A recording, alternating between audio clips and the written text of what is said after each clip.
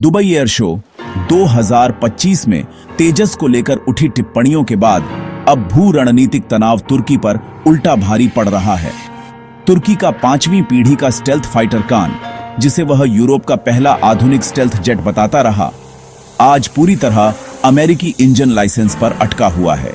General electric के F110 engine का निर्यात लाइसेंस रोके जाने के बाद यह प्रोजेक्ट केवल एक डेमो प्रोटोटाइप बनकर रह गया है।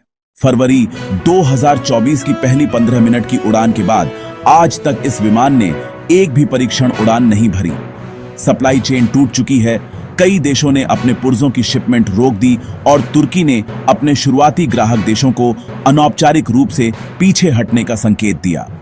2028-29 में इंडक्शन और 2030 में सीरियल प्रोडक्शन का जो रोड मैप था, वह अब पूरी तरह अनिश्चित है।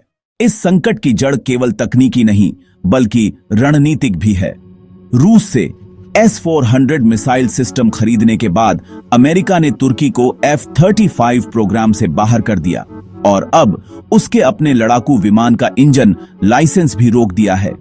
नतीजा, न उड़ाने, न ऑपरेशनल मंजूरी, न ही किसी ग्राहक देश को समय सीमा देने की स्थिति। इसी बीच तुर्की ने भारत को भेजे जा रहे अमेरिकी अपाचे हेलीकॉप्टरों को अपने एयरस्पेस से गुजरने की अनुमति देने से भी इनकार कर दिया। यह कदम सिर्फ प्रशासनिक नहीं बल्कि सीधा कूटनीतिक संकेत माना जा रहा है। विडंबना यह है कि तेजस का मजाक उड़ाने वाला तुर्की आज खुद इंजन की कमी में जकड़ा है, जबकि भारत को वही इंजन बिना किसी राजनीतिक रुकावट के लगातार मिल रहे हैं। भारत ने जनरल इलेक्ट्रिक के 113 F404 इंजनों का बड़ा सौदा साइन किया है और तेजस की उत्पादन चेन पहले से अधिक स्थिर है। तुर्की जहां अपने घरेलू TF3500 इंजन को 2030 से पहले उड़ान योग्य नहीं बना पा रहा, वहीं डिजाइन इंजन एवियोनिक्स के तालमेल की कमी पूरे प्रोजेक्ट को पीछे धकेल रही है। अमेरिका का तुर्की पर इंजन रोकना सिर्फ नाराजगी नहीं बल्कि अपने वैश्विक रक्षा बाजार को सुरक्षित रखने की रणनीति भी है।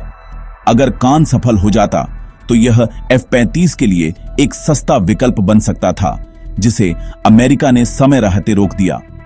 इसके उलट भारत हाल के वर्षों में रक्षा निर्यात, इंजन सप्लाई और टेक्नोलॉजी सहयोग में बेहद स्थिर और विश्वसनीय साझेदार की तरह उभरा है।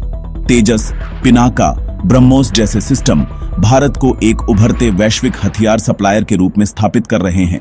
तुर्की की असली चुनौती यह है कि 5वीं पीढ़ी का विमान केवल इंजन से नहीं बनता, बल्कि radar, electronic warfare, micro electronics और सॉफ्टवेयर जैसी पूरी टेक्नोलॉजी इकोसिस्टम चाहिए। यूरोपीय सपोर्ट भी राजनीतिक दबावों के चलते पीछे हट रही है और प्रोजेक्ट दशकों पीछे खिसकने की आशंका बढ़ रही है। ऊपर से एयरोस्पेस राजनीति खेलकर तुर्की अपनी कूटनीतिक विश्वसनीयता भी कमजोर कर रहा है। इसके विपरीत भारत का एयरोस्पेस एक स्थिर और भरोसेमंद कॉरिडोर माना जाता है, जिस पर अमेरिका तक अपनी सप्लाई चेन दोबारा संगठित कर रहा है।